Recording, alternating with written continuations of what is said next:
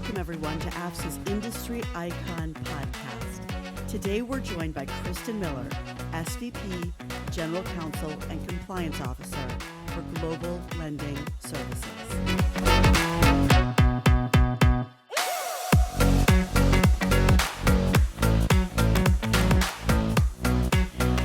Welcome, Kristen Miller, to the Industry Icon Podcast. We're so happy to have you. Well, thank you, Danielle, for having me. I'm looking forward to this.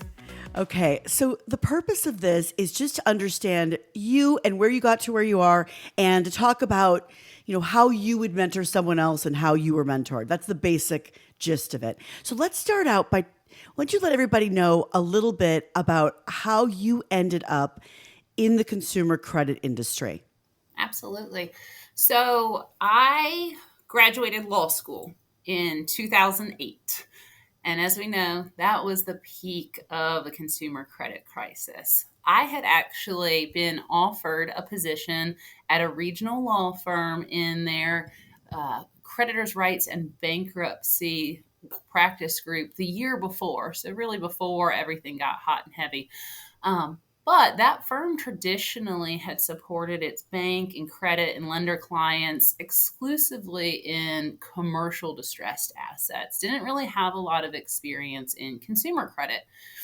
I recall I walked in the doors in September 2008 and they said, "Hey, our clients really need support in consumer distressed assets, and we need someone to do it.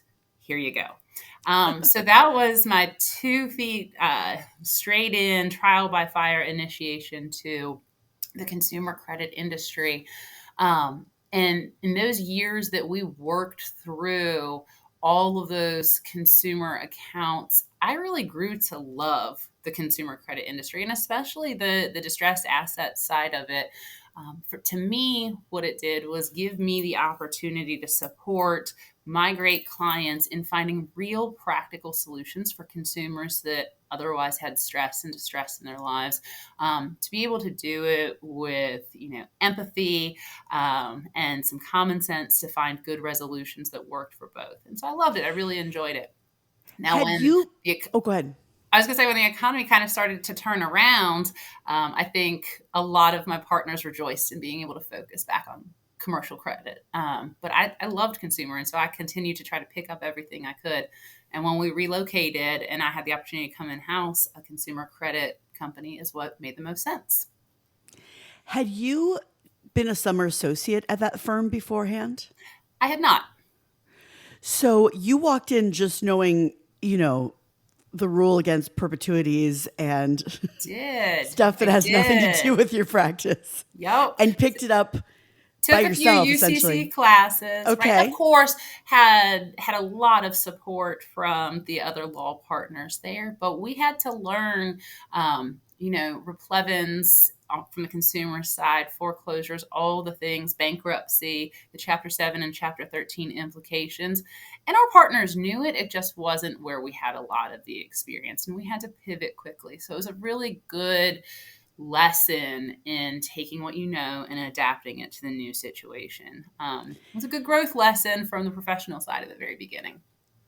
So before you ended up doing consumer distressed assets right out of law school, before you went to law school, who outside of your family do you view as a main influence or mentor?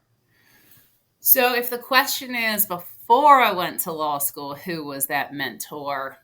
I would have a different answer than, after or currently.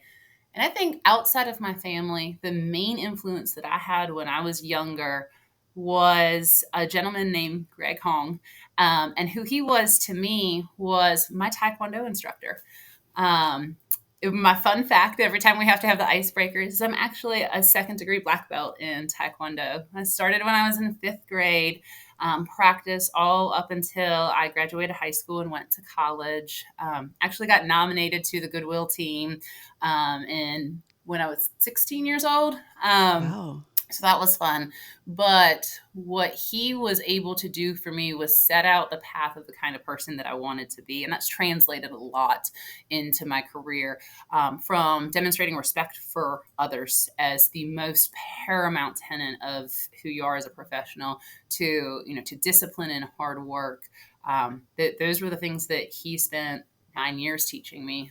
So I'd say that he was my greatest outside influence. And then who was your more business mentor you alluded to? So, if you were to ask that question, who are your mentors right now, or who is your mentor right now? Hmm. It's an unusual answer, but I say I probably couldn't pin it down to just one person, because where we are in this organization, the entire team is the influence, right? I have the distinct pleasure of working with some of the best and brightest professionals in the consumer credit industry, whether I'm talking about our senior leadership team or my legal and compliance team. They keep showing up every day to work and support me and the rest of the organization. Um, and sure, they've all taught me about the industry and the business, and those are very important things to understand. But more specifically, they've taught me about what it means to be a better professional and a better human every day.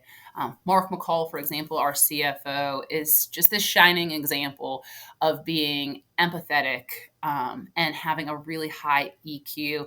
I look to him all the time when I have a question about how I should think about treating other people. Andy Clements, our chief servicing officer, has a big influence in a different way, in that he reminds me how I should treat myself, right, and the respect that I should show myself, and the value that I should give to the contributions in the organization, all in a positive light. Kathleen Wright, our head of HR, is just the epitome of a servant leader. And then there's our legal and compliance team, and these are some of my favorite people in the world. They are just a shining example of teamwork and supporting one another. But they also do not take anything off of me any day of the week. They challenge me every day. And I appreciate that so much. It makes me a stronger leader. It makes our business a better business. And so you have those day in and day out influences of the team. And so, while not maybe the specific question that you asked, that really is the influence. It's all us coming together to make me the professional that I am. So whether it's from one of your influences or a mentor or someone completely different, what is the best piece of career advice you've ever received? So when I was a young associate at Pointer Sproul, one of my clients shared a quote with me, and it was a Winston Churchill quote. And the quote said, "We make a living by what we get, but we make a life by what we give." And it was such a great reminder of what matters as you're building your career, and as you're looking to who you want to be as a professional, whether it's what you do outside of work or it's how you show up every day to work. If the driver is solely the paycheck and paying the bills, you may have a fine career, but to really live in that career, you have to give it your all, and you have to build something that gives back to others. So that's the best advice I ever got. And what advice would you give your 22-year-old self? Or if it's the same advice you got, what advice would you give a mentee today? Oh, goodness. For the love of everything, I would say stop worrying so much about getting things wrong. Stop worrying about having to be perfect. Stop worrying about failing, and normalize that mistakes, are an opportunity to grow and get stronger, right? It took me about a decade of my professional career to realize that as long as I learn from mistakes or failures, they're probably the biggest gift that I can receive as a person and a professional, right? So they're not something to be afraid of. They're something to embrace and to be open to. My 22-year-old self did not understand that. I'm not sure my 32-year-old self understood that. But as I continue to grow in my career, I find myself embracing it more and more often. I didn't know you were over 32, Kristen.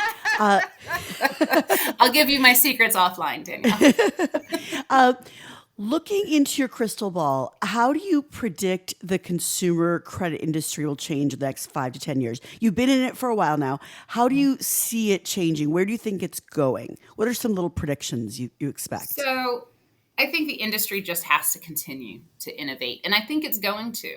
I think it's going to innovate to meet the needs of the average consumer and meet the consumer where they are, right?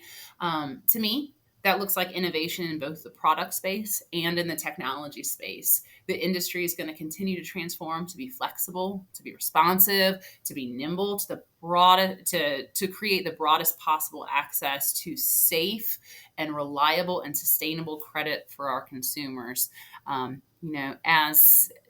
As an industry, we have to do that both by having a view to the needs of our consumers and by having active engagement with our regulators and our peers. I think we do a good job of it right now, but I think we have to continue down those paths and continue to grow in each.